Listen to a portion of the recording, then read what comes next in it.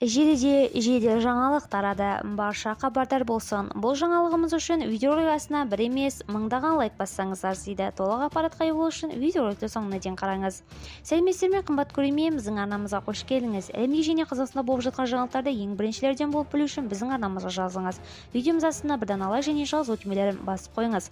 Қолдарыңыз Кабатулланың қабырғаларына тисін. Біз сізге ең жақсы жеткіземіз. Ендеше бастадық. Ауылға барғысы келетін дәрігерлерге 10 миллион теңге беріледі. 2024 жыл ауылға барып жұмыс істегісі келетін дәрігерлерге бір рет 10 миллион теңге беріледі. Бұл туралы денсаулық сақтау министрі Ажар Ғаният айтты деп хабарлайды Массагет.kz.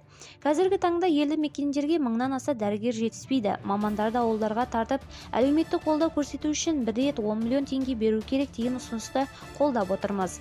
Бұл Аманат партиясының сайлауалды бағдарламасында жазылған. Енді өңірлерге сіздерге қанша дәрігер керек, қанша қаражат болу керек деп ақылдасып жұмыс істеп жатырмыз, деді министр өткен баспасөз мәслихатында. Ажар Ғанияттың пікірінше, қаржылай қолдау ауылда жұмыс істегісі келетін барлық мамандарға берілуі керек. Бұл жаңалықтан барша хабардар болу үшін видеороликті жақындарыңызға таратуды және де лайк басуды ұмытпаңыз, қымбат көрермен. Алайда жақсылық тарату оны жасаумен тең екенін ұмытпайық.